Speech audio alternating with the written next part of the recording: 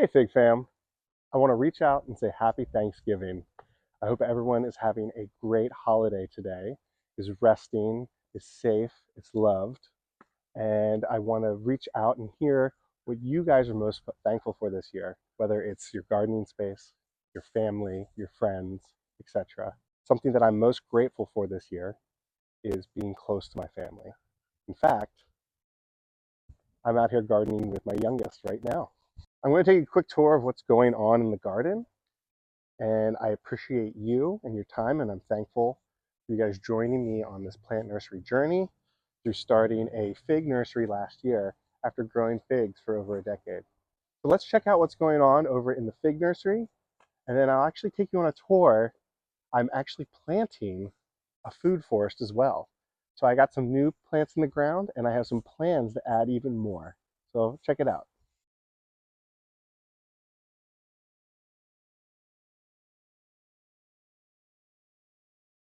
So over here I have my raised beds, and I am currently installing a high tunnel that I built from scratch out of 1/2 inch PVC pipe that I'm going to store all my winter greens. I have broccoli rabe, I have kale from over the summer and last spring, and lettuce down at the end. Over here, you guys saw my previous video about how I remove my pepper plants and I'm storing them for the winter in my garage. And I have some leftover tomato plants to see how they grow. I also have carrots in the ground. These are yellow Uzbek carrots from Uzbekistan. And then I actually have some more carrot seeds for when these are finished to place back in here for succession planting. I do have some more kale right here. And over here is my lettuce. I have red merlot. And inside I have more green lettuce. And I do have some beets that'll go in here as well. A lot of you see my scallions. I'm actually trying to use these as a deterrent from pests, and it seems to have worked. So I plant them all around my greens like you would plant any other onions to try to deter pests in an organic manner. And I have free green onions for stir fry. Now here's the bread and butter, guys. The bocce court. But big changes are happening, and it's going to turn into a full-blown nursery right here. So I have my 18 in-ground trees, and they are going to stay, but we are also going to add a bunch of fig trees in here. So it'll be dense, and it'll be worth it. As you can see here, in my last video I talked about encouraging or forcing dormancy. It's about 48 degrees out right now. It might warm up in the days to come, but as a general trend, it'll be getting colder and colder. And I really want these trees to go into dormancy so I can start doing my fig propagation. These are all different varieties of figs. Every single one is different, and every single one tastes different, and it's a beautiful, beautiful thing. So let's take a look over in the potted nursery that it currently exists. Once you get to the other end, it opens up to my small potted plants nursery of fig trees. I still have some trees with leaves on them, but they are the last remnants. I did force dormancy on a lot of these trees. I actually have a trifoliate citrus right here.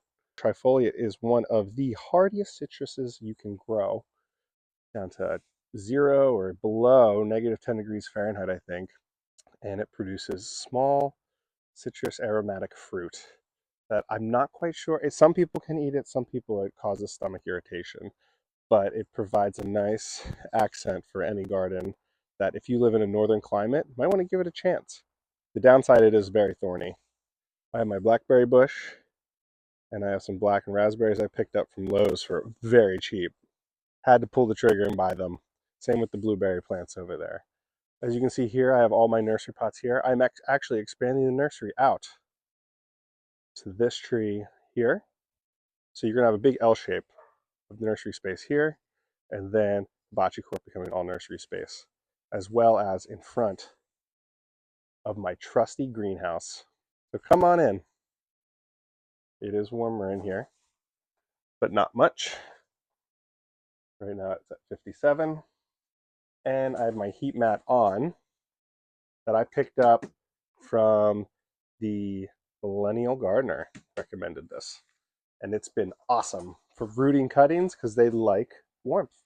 So here they are rooting because of this heat mat. It makes the difference.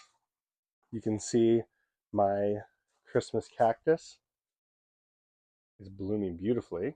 Probably should be called a Thanksgiving cactus. I have another one here about to go. Some Zanzibar aloe, vertical aloe, and a bunch of succulents.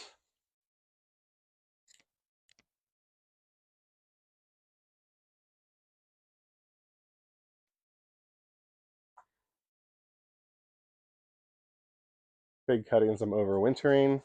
And these are all air-layered figs that have their own roots already. Back with the tour after a lunch hiatus.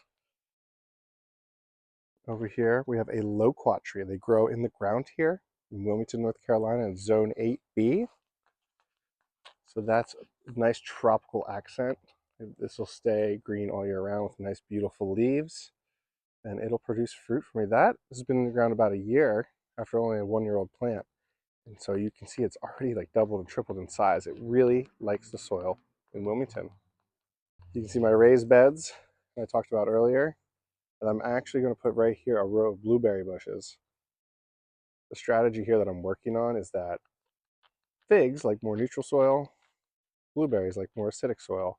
The soil we have naturally here is more acidic. So I add amendments to the figs in the ground, which is oftentimes garden lime, which is dolomitic limestone, which adds calcium carbonate and magnesium to the soil. And I will add Epsom salts too. Over here we have olive tree in a pot right now that's going to work its way into the ground. This is an Arbequina olive. And over here I have an Italian olive called a Coratina. I have some leftover ginger and turmeric from the summer season. Now to the outdoor shower enclave. I have one potted fig here, Ponte Tresa. It still has all its leaves. I have a microclimate here against the back wall of the house, which allows me, so I'm in zone 8B. This might even give me a 9A or 9B. I'm within a few feet of the house on Wari Satsuma Mandarin Orange. I took notes from Anthony, the millennial gardener. He recommended Wari Satsuma. Mackenzie Farms down in South Carolina carries them. And I am excited. This survived last winter in the ground. I added a heap of compost with mulch on top and some slow release fertilizer spikes. This space is dedicated to that orange tree. To continue my southern facing wall microclimate, I've made this enclave where I now have my variegated lemon. I just bought a yuzu, and I have a Kimber Satsuma, also a hardy Mandarin orange variety that was found in Louisiana. You can also read about that over at the South Carolina nursery, Mackenzie Farms. I'm going to put these European fan palms, one of the hardiest palms out there, native to Europe, and the only native European palm outside of the date palm. I'm going to put that right here on this enclave that collects all the southern light. And I have some more additions, 2 new additions. I have a pineapple guava that I've added to the ground. So I'm excited for that. That'll turn into a bush and give me fruits about yay big, 4 to 6 ounces. That'll taste of pineapple and mint. But it's a pineapple guava. And over here, zone 8B, guys, a pomegranate tree. I pruned it and I put it in the ground. In the ground, I added mushroom compost, organic mushroom compost, as a soil amendment to help it adjust to the soil. The fall is a great time to put trees in the ground because it allows them to get established. The root system starts to grow. Even through the winter with mild weather, the root system will grow and they will burst into bloom in the springtime. So fall is a great time to put trees in the ground, guys. This fig tree is the king of figs, the black Madeira fig. I'm very, very excited to have this in the ground. And if you keep following the fence line, I have white Madeira #1, its counterpart, its queen. Madeira Island is an island off the coast of Africa, just north of the Canary Islands, that belongs to Portugal. Beautiful island. Some people call it the Hawaii of the Atlantic. But these figs grow there. They are very similar to Figo Preto, which is common in Portugal. but these figs are probably one of the top 5 figs, personally, I think, in the world. So they can live here in the ground, unprotected. So I just put them in the ground with some organic mushroom compost. And I have a spot for one more tree before I hit the kid zone. And this is all being against the fence here because I really want this yard to stay open for my family and children. The space is really special to me, my kids and I, to have all our fun adventures in, whether it's in the tree house, the fire pit out back, playing soccer here in the yard, etc. So if I can tactfully place my little food forest, my fruit forest, around the perimeter on either sides, and then have the nursery over there, it's a win-win. And I have one more tree going in the last space. It's Pomegranate. I was inspired by Ross, the fig boss, to get one, and it fruited and grew 6 feet for me in a year. Maybe let's call it 5 feet.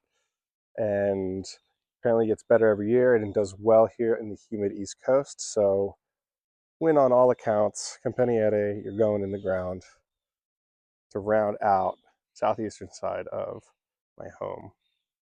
If I were to add anything else, and I want your guys' opinion, should I put another fig tree here? It might get a little shaded, or I was going to do dwarf Orinoco banana. So I think dwarf Orinoco banana will go here next to my Muja Baju bananas. They're a nice accent on the side of my shed. They don't fruit for me. They actually die down to the ground every year or die back to their trunks, and they sprout up every year, but they're just a beautiful tropical accent on my property. That's all I have here. All these bushes here are azaleas underneath the treehouse. The only space I have is underneath this water oak, guys. I don't know what to do with it. I've heard things about a Zen garden, which would be beautiful.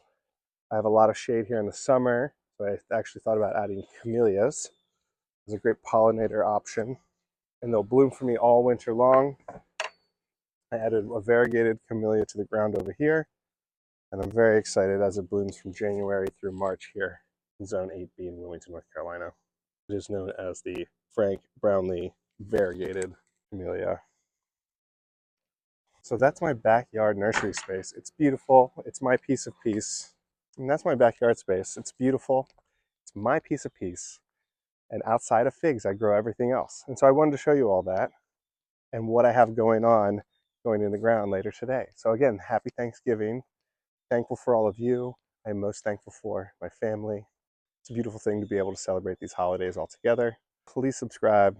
Please like if you really do like this.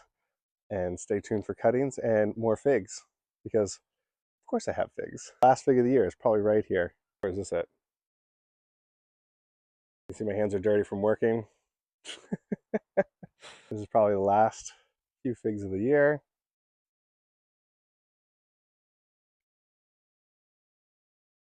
Still good. So guys, take care. Appreciate you. And stay tuned for the next video.